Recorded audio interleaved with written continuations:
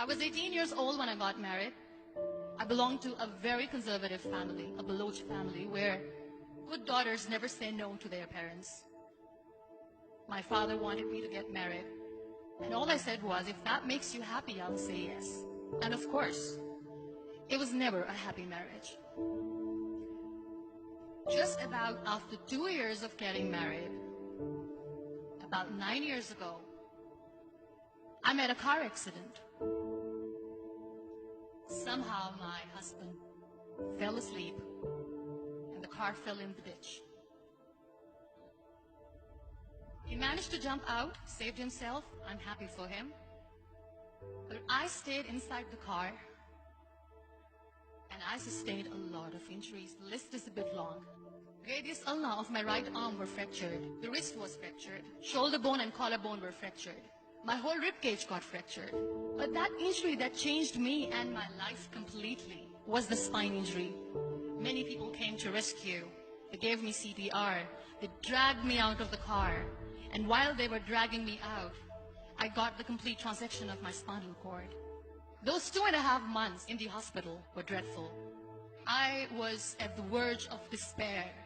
One day, doctor came to me and he said, well, I heard that you wanted to be an artist, but you ended up being a housewife. I have a bad news for you. You won't be able to paint again. Next day, doctor came to me and said, your spine injury is so bad, you won't be able to walk again. I took a deep breath and I said, it's all right. Next day, doctor came to me and said, because of your spine injury and the fixation that you have in your back, you won't be able to give birth to a child again. That day, I was devastated. I started to question my existence. Why am I even alive? So what kept me going was, one day I asked my brothers, I know I have a deformed hand, but I'm tired of looking at these white walls in the hospital and wearing these white scrubs. Bring me some colors, bring me some small canvas. I want to paint. So the very first painting I made was on my deathbed, where I painted for the very first time. What an amazing therapy it was. Without uttering a single word, I could paint my heart out. I could share my story. People used to come and say, what lovely painting. So much color. Nobody could see the grief in it. Only I could. And that day I decided that I'm going to live life for myself. I am not going to be that perfect person for someone. I am just going to take this moment and I will make it perfect for myself. That I'm going to fight my fears. So I wrote down one by one all those fears. And I decided that I'm going to overcome these fears one at a time. You know what was my biggest fear? Divorce. But the day I decided that this is nothing but my fear, I liberated myself by setting him free. And I made myself emotionally so strong that the day I got the news that he is getting married, I sent him a text that I'm so happy for you and I wish you all the best. And he knows that I pray for him today.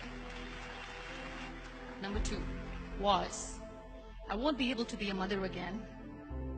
And that was quite devastating for me. But then I realized there are so many children in the world, all they want is acceptance. So there is no point of crying, just go and adopt one. And that's what I did.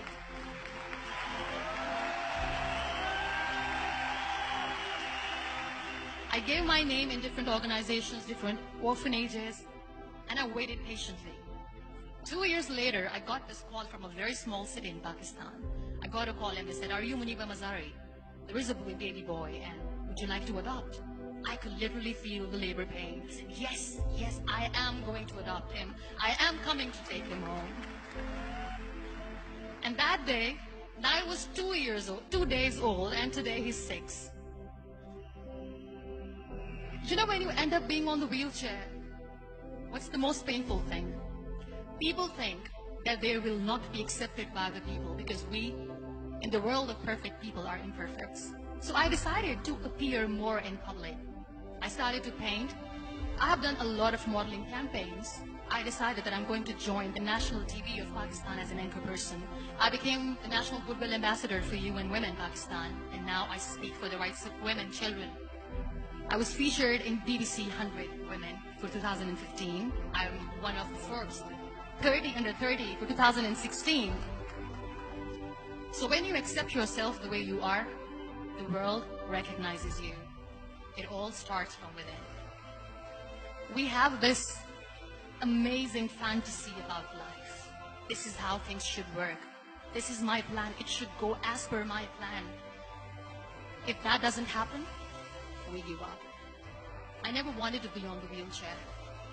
Never thought of being on the wheelchair. This life is a test and a trial, and tests are never supposed to be easy. So when you're expecting ease from life, and life gives you lemons, then you make the lemonade, and then do not blame life for that. It is okay to be scared. It is okay to cry. Everything is okay, but giving up should not be an option. They always say that failure is not an option. Failure should be an option, because when you fail, you get up, and then you fail, and then you get up, and that keeps you going. Embrace each and every breath that you are taking. Celebrate your life. Live it. Don't die before your death. Real happiness lies in gratitude. So be grateful, be alive, and live every moment.